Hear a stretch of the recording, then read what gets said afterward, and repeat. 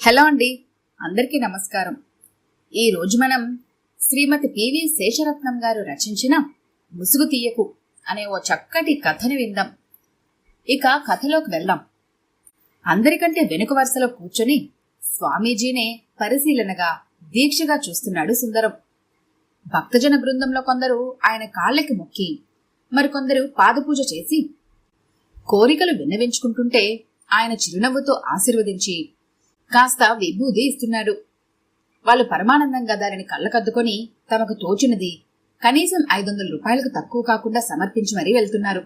జనానిది వేలం వెర్రో లేక స్వామీజీకి నిజంగా కోరికలు తీర్చే శక్తి ఉందో సుందరానికి అర్థం కాలేదు.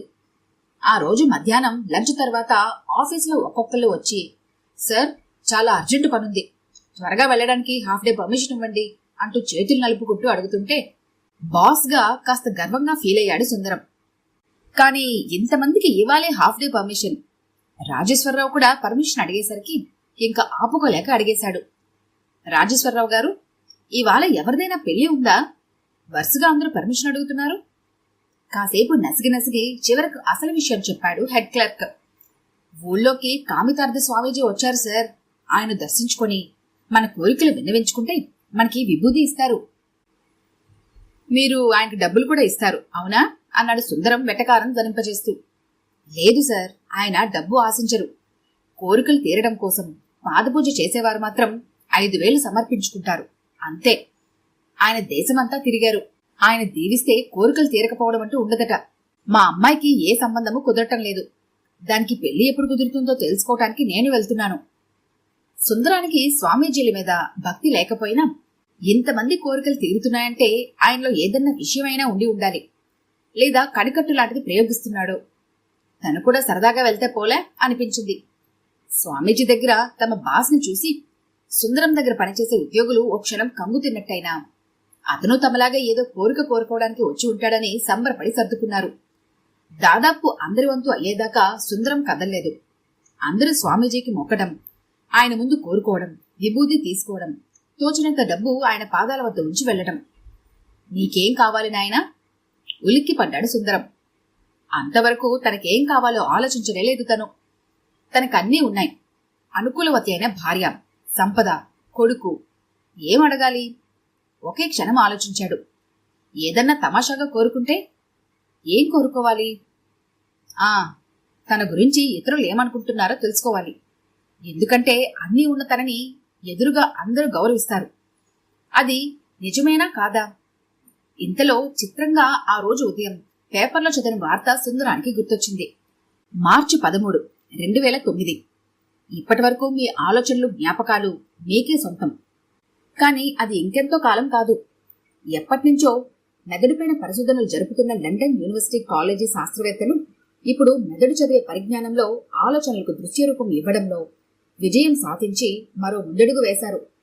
వీరు తమ పరిశోధనల్లో భాగంగా ముందుగా 4 వాలంటీర్లను ఎంపిక చేసి ఒక్కొక్కరిని ఒక్కో కంప్యూటర్ ముందు కూర్చోబెట్టి వారి తలలు ఫంక్షనల్ మ్యాగ్నెటిక్ రిజోనెన్స్ ఇమేజింగ్ స్కానర్లో ఉండగా స్కానర్ సాయంతో మెదడులో హిప్పోకాంపస్ ప్రాంతంలో రక్త ప్రవాహ తీరును రికార్డ్ చేసి తర్వాత ఆ ఫలితాలను అత్యంత ఆధునికమైన సాఫ్ట్వేర్ సాయంతో విశ్లేషించి వారి ఆలోచనలను చదవగలిగామని నేతృత్వం వహించిన ఎలినార్ మగ్వైర్ తెలిపారు. ఈ పరిజ్ఞానం అందుబాటులోకి రావాలంటే మరో 10 ఏళ్లు పడుతుంది. నీది విపరీతమైన కోరిక అయినా నువ్వు అనుకున్నది ఈ క్షణం నుంచే తప్పక ఫలిస్తుంది నాయనా. నీకు పరహృదయ ప్రవేశమనే విద్యను అనుగ్రహిస్తున్నాను. కాకపోతే విషయం తెలిసింది కదా అని నువ్వు ఎదుటి వాళ్ల మీద ఎలాంటి ప్రతిచర్య తీసుకోకూడదు. అలా తీసుకుంటే ఆ తర్వాత ఇది ఫలించదు. అంతేకాదు, నీ మనోవాంఛిత మరి అవసరం లేదు అనుకున్న క్షణాన ఈ శిలను నీళ్లలో నిమజ్జనం చెయ్యి. సుందరం ఆశ్చర్యం నుంచి తేరుకోవడానికి, సుందరం ఆలోచనల నుంచి తేరుకోకుండానే అతని చేతిలో ఓ జేగురు రంగు రాయిని పడేశారు స్వామీజీ. తన మనసులో అనుకున్నది స్వామీజీకి ఎలా తెలిసిపోయింది? నిజంగా ఆయన శక్తివంతుడై ఉండాలి.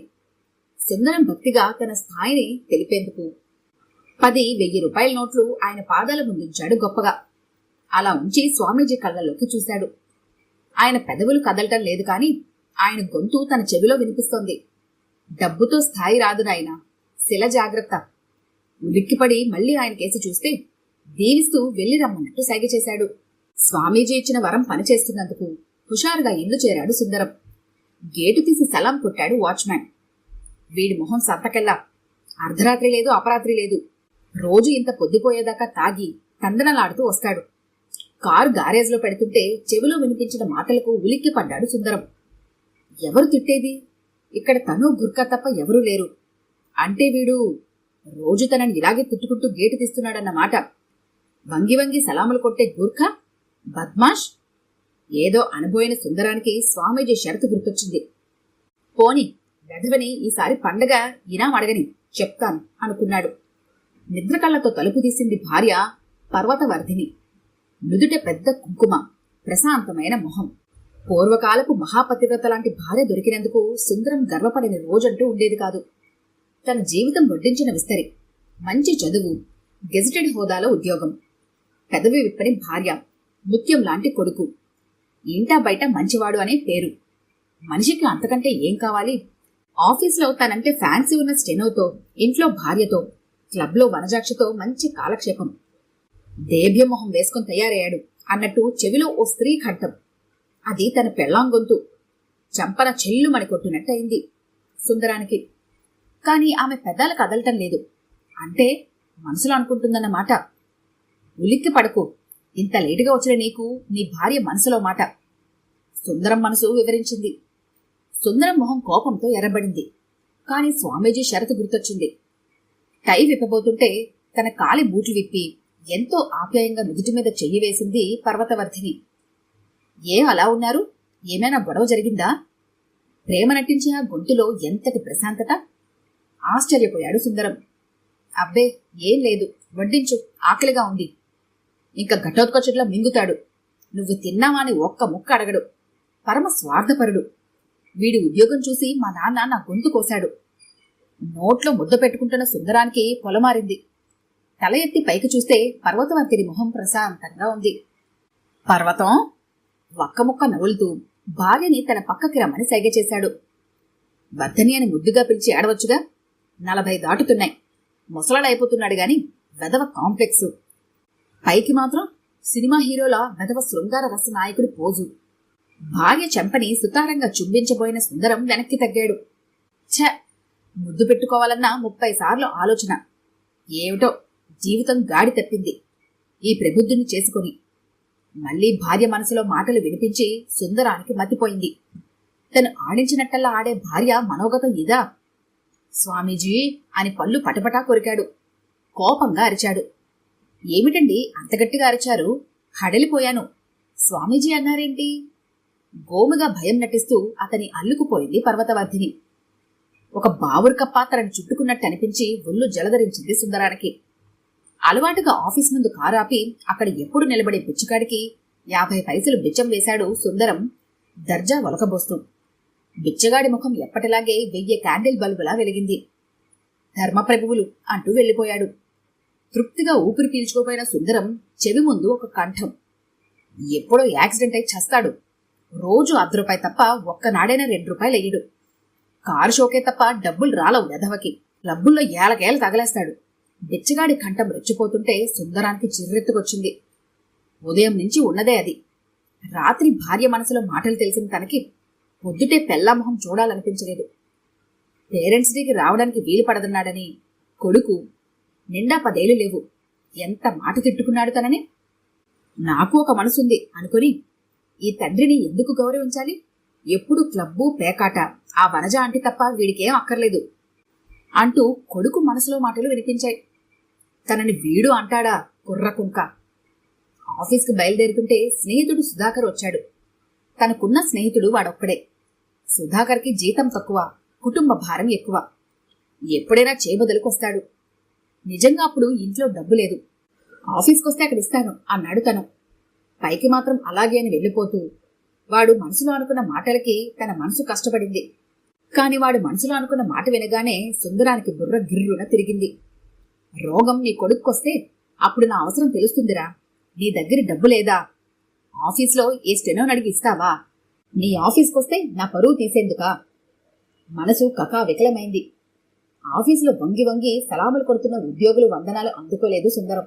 వాళ్ళందరూ అనుకునే వినిపిస్తే మనసు హెచ్చరించింది. అక్కర్లేదు. అప్రయత్నంగా కోపంగా అడిచాడు. ఏంటి సార్, ఫైల్ మీరే తమ్మన్నారుగా? హెడ్ క్లర్క్ రాజేశ్వరరావు ఏదో చెప్పబోయాడు. అవును కదూ, కూర్చోండి. రాత్రి మందెక్కువైనట్టుంది వెధవకి. చెవిలో హెడ్ క్లర్క్ కంఠం. ఏమంటున్నారు అన్నాడు సుందరం విస్తుపోయి. నేనే అనలేదే, వెళ్ళిపోయాడు హెడ్ క్లర్క్. నా మనసులో మాట వీడికెలా వినిపించిందిరా దేవుడా అనుకున్నట్టు అతని ముఖంలో బేజారు.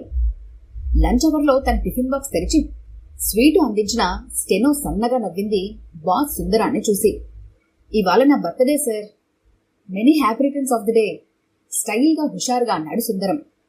ముత్తి కబుర్లు తప్ప ఓ ఖరీదైన ప్రెజెంటేషన్ కొంటాను, బజార్కెళ్దాం అనడు ముసలాడు. రోజు వీడి ముసలి మొహం చూస్తూ చెమట కంపు భరించడమే నా కర్మ. ఇదన్న మాట నీ మనసు, పైకి అనేశాడు పళ్ళు బిగించి సుందరం. ఏంటి సార్ గొనుక్కుంటున్నారు? మీ అభిమానమే నాకు ప్రెజెంటేషన్.